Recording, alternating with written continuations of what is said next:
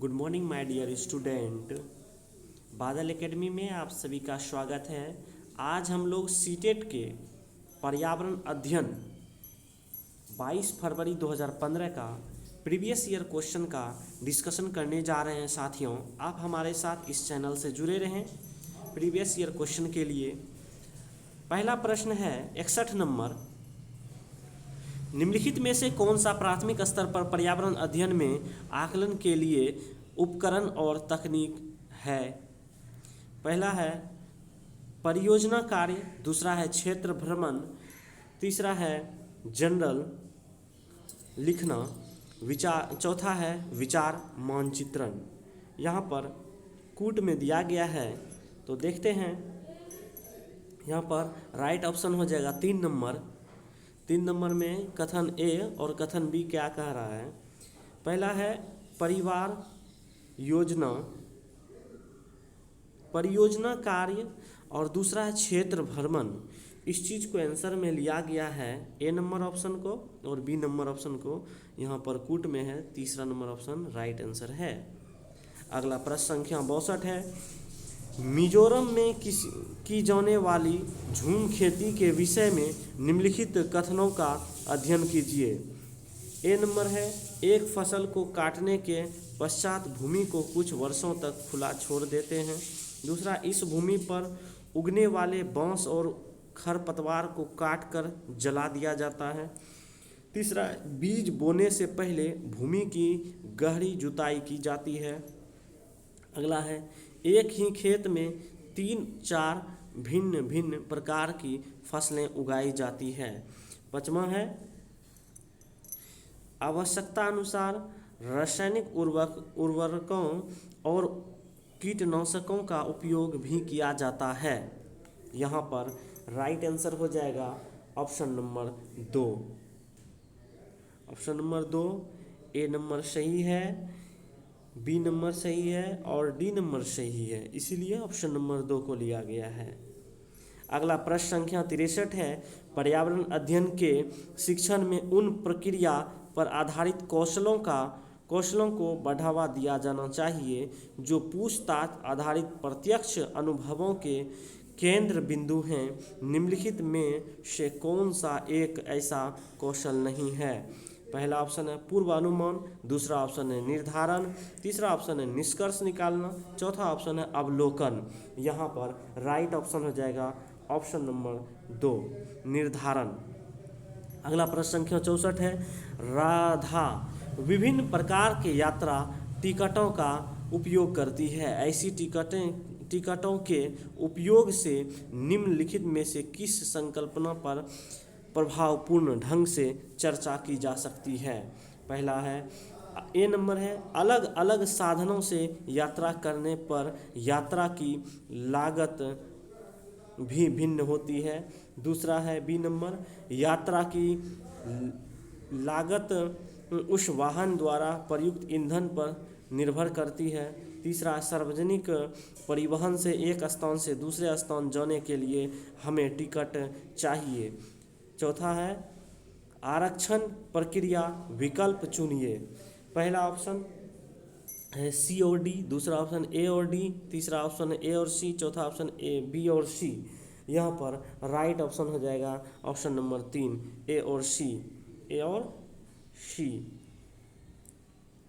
अगला प्रश्न संख्या 65 नंबर है। प्राथमिक कक्षाओं के विद्यार्थियों को मानचित्र शिक्षण के लिए निम्नलिखित में से कौन सी युक्ति सर्वाधिक उपयुक्त प्रतीत होती है?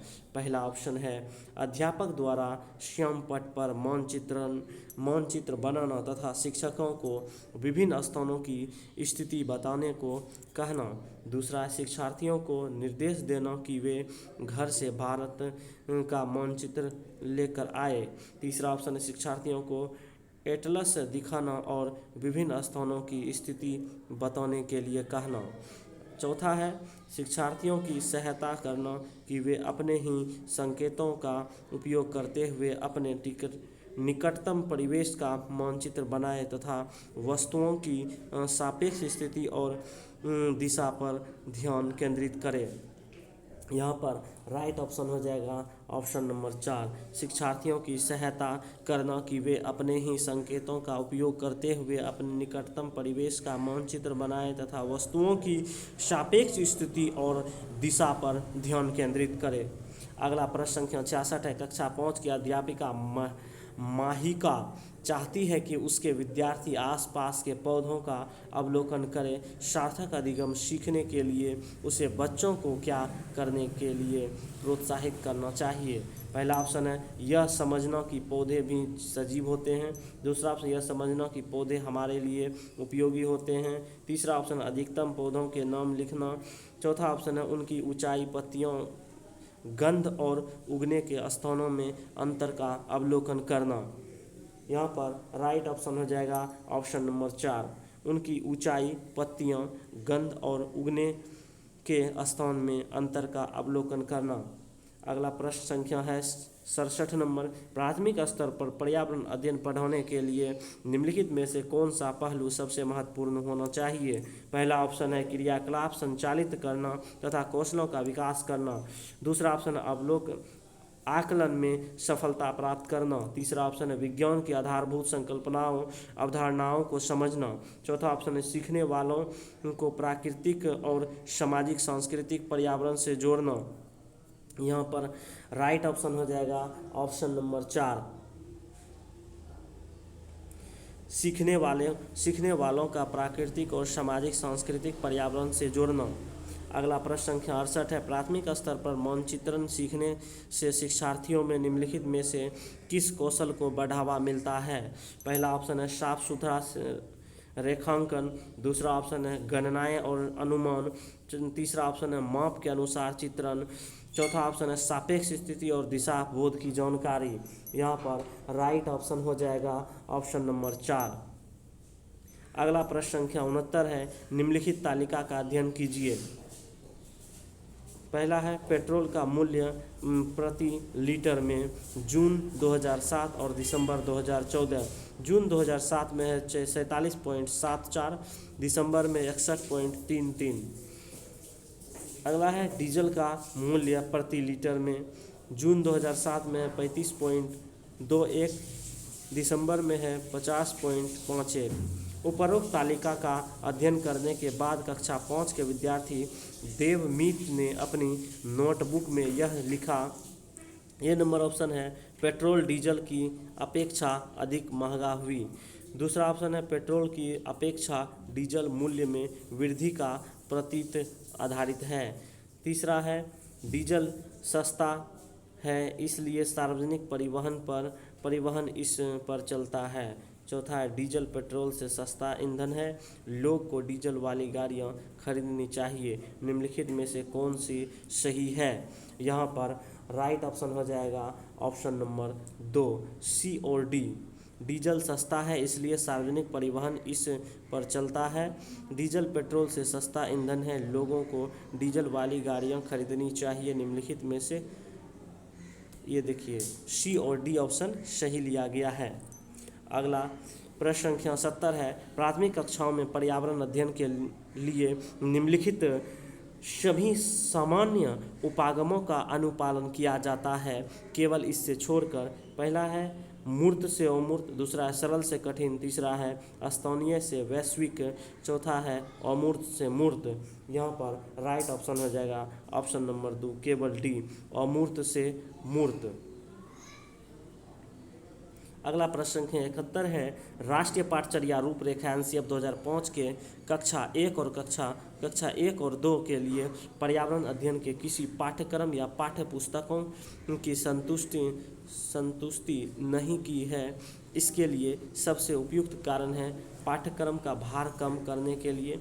दूसरा ऑप्शन पर्यावरण अध्ययन केवल कक्षा 3 से आगे की कक्षाओं के लिए। तीसरा ऑप्शन है कक्षा 1 और कक्षा 2 शिक्षार्थी पढ़ना लिखना नहीं जानते। ऑप्शन नंबर 4 है संदर्भयुक्त अधिगम परिवेश प्रदान करना। यहाँ पर राइट ऑप्शन हो जाएगा ऑप्शन नंबर 4, संदर्भयुक्त अधिगम परिवेश प्रदान करना। अगला प्रश्न संख्या 72 नंबर है। एक अध्यापक को कक्षा 4 के विद्यार्थियों को हमारे देश के भोजन के सांस्कृतिक विविधताएं पढ़ानी है। इस विषय को पढ़ाने के लिए सर्वोत्तम विधि निम्नलिखित में से क्या है? पहला ऑप्शन है विभिन्न प्रकार की खोज खाने की चीज़ों के चित्रों वाले फ्लैक्स कार्ड दिखाना। दूसरा ऑप्शन है अपने देश के विभिन्न राज्यों के विभिन्न लोगों द्वारा खाए जाने वाले विभिन्न भोजन वाले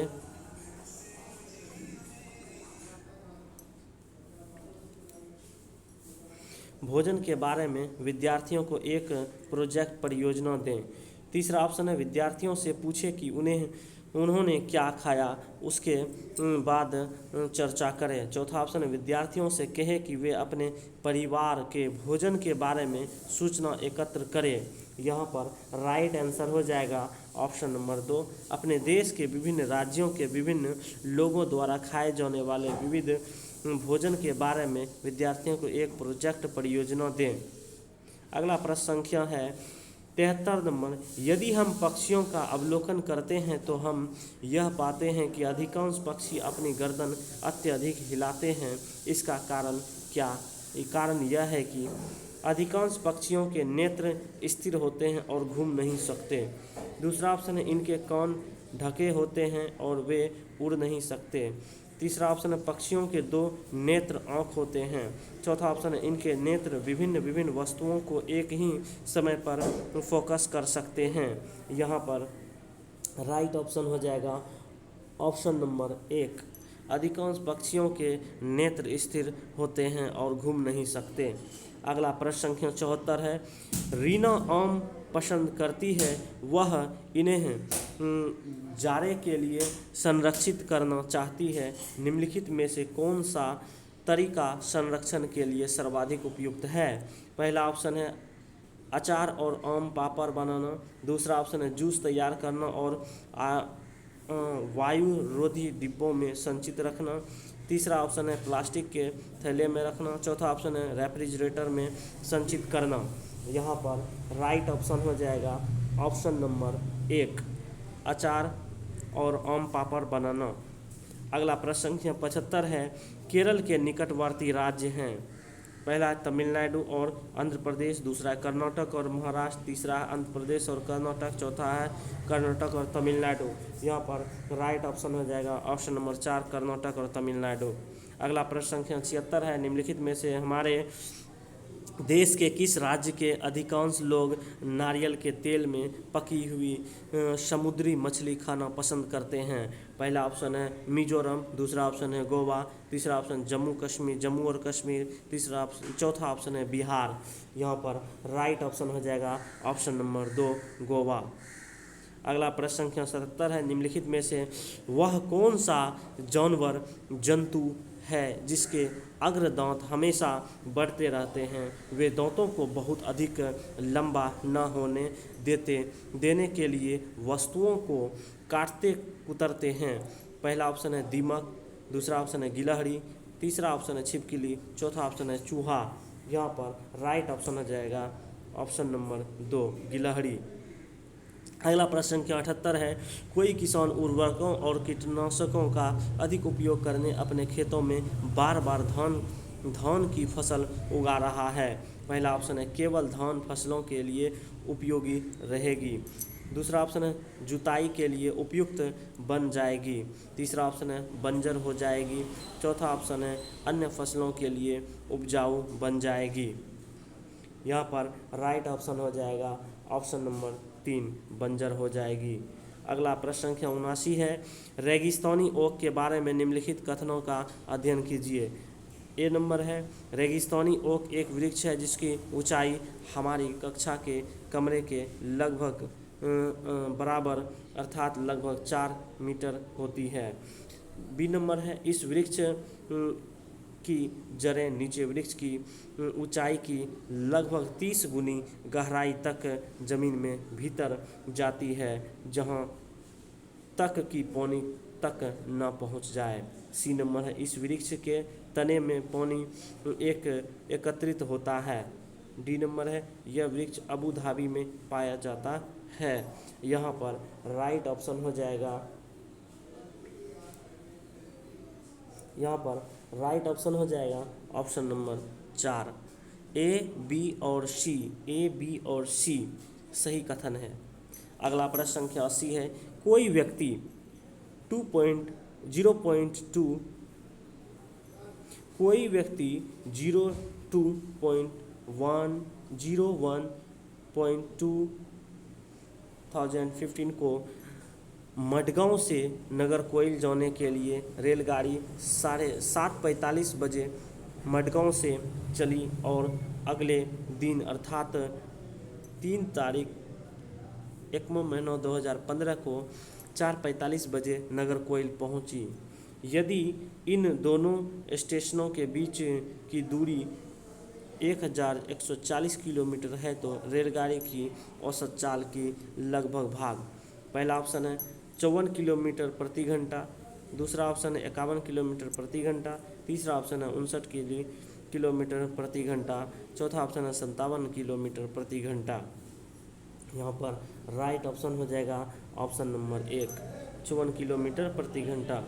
अगला प्रश्न संख्या 81 है, नई दिल्ली में रहने वाले कोई व्यक्ति पहले भोपाल मध्य प्रदेश और फिर रांची झारखंड का भ्रमण करना चाहता है, उसकी यात्रा की दिशा होगी पहले पूर्व दिशा और फिर दक्षिण दिशा में, दूसरा ऑप्शन है पश्चिम दिशा और फिर दक्षिण दिशा में, तीसरा ऑप्शन दक्षिण दिशा में और फिर पूर्व दिशा में, चौथा ऑप्शन है दक्षिण दिशा में और फिर पश्चिम दिशा में।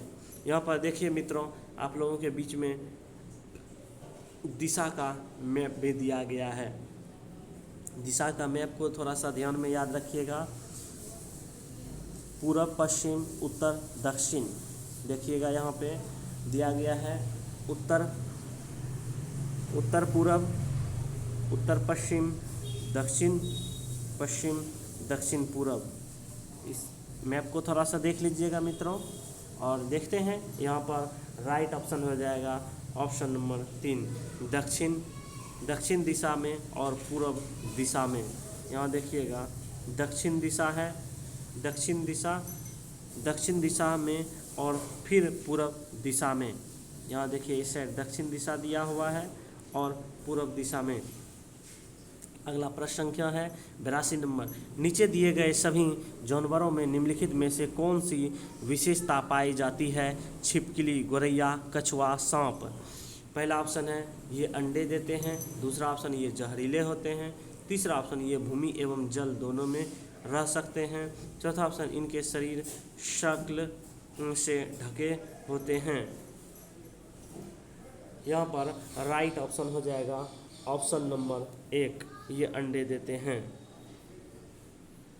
अगला प्रश्न संख्या 83 है, प्राथमिक स्तर पर पर्यावरण अध्ययन के शिक्षण में कहानियों और कविताओं का प्रभावी ढंग से उपयोग किया जा सकता है। पर्यावरण अध्ययन में इनके उपयोग का मुख्य उद्देश्य है। पहला ऑप्शन कक्षा की विविधता की पूर्ति, दूसरा ऑप्शन है सीखने के लिए संदर्भगत वातावरण प्रदान करना, तीसरा ऑप्शन है पाठों को आनंददायक बनाना, चौथा ऑप्शन है भाषिक और कौशलों को बढ़ावा देना।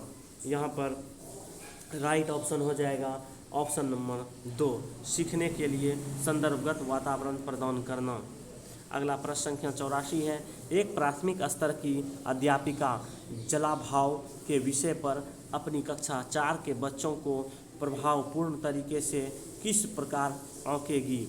पहला ऑप्शन है बच्चों को जल संरक्षण पर नारे लिखने के लिए कहकर, दूसरा ऑप्शन है उपरोक्त विषय पर एक लिखित परीक्षा का आयोजन करके, तीसरा ऑप्शन है यह पता करके कि उन्होंने अपने दैनिक जीवन में जल की बचत कैसे प्रारंभ की, चौथा ऑप्शन है जल संरक्षण पर पोस्टर बनाने की गतिविधि का आयोजन करके। यहाँ पर राइट ऑप्शन हो जाएगा ऑप्शन नंबर 3, यह पता करके कि उन्होंने अपने दैनिक जीवन में जल की बचत कैसे प्रारंभ की। अगला प्रश्न संख्या 85 है, आपके प्रधानाचार्य ने आपको कहा कि कक्षा 5 के विद्यार्थियों को शैक्षिक अवलोकन यात्रा को सार्थक बनाने के लिए आप अपनी योजनाओं में क्या सम्मिलित करेंगे?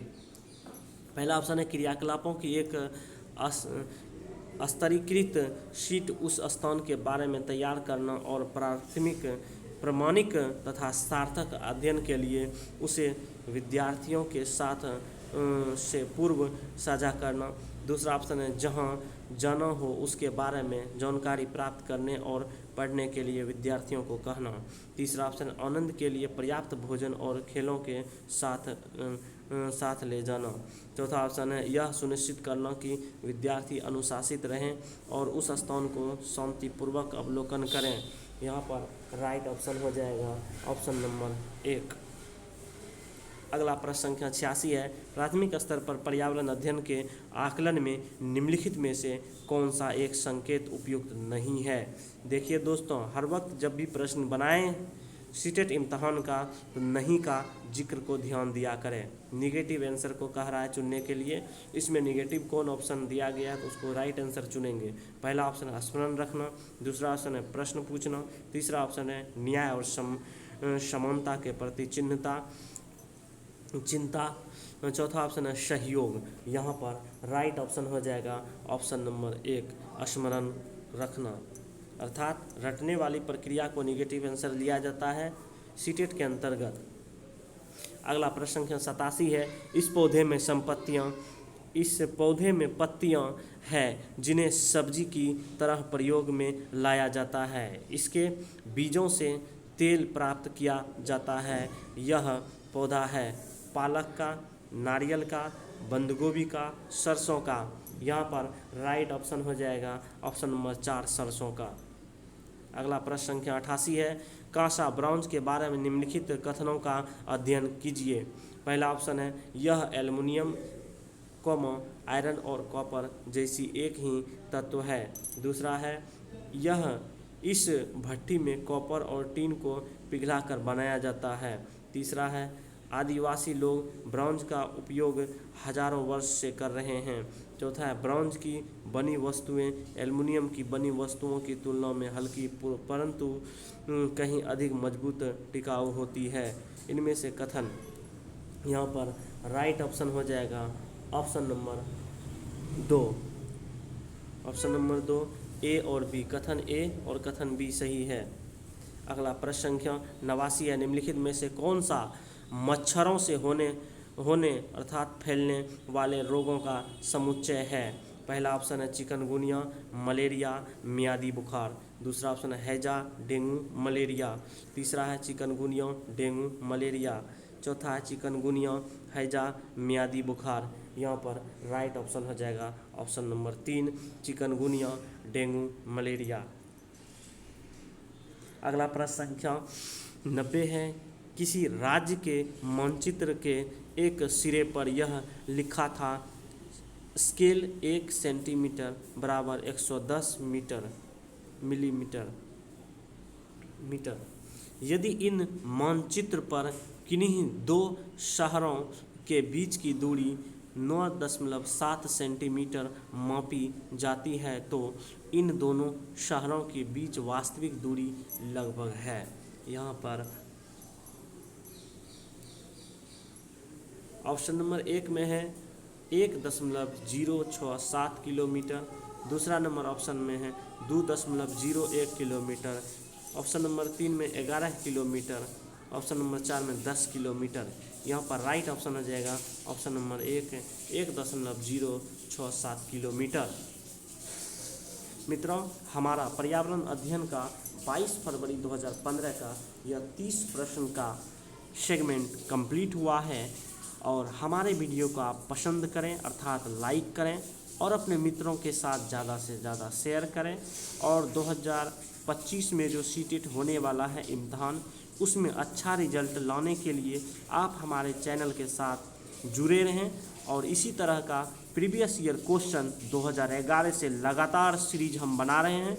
और हमारे वीडियो को लाइक करें ताकि हम उससे प्रभावित हों और हम अच्छा लगे और हम ज़्यादा से ज़्यादा वीडियो बनाएं और आपका सहयोग हो। धन्यवाद।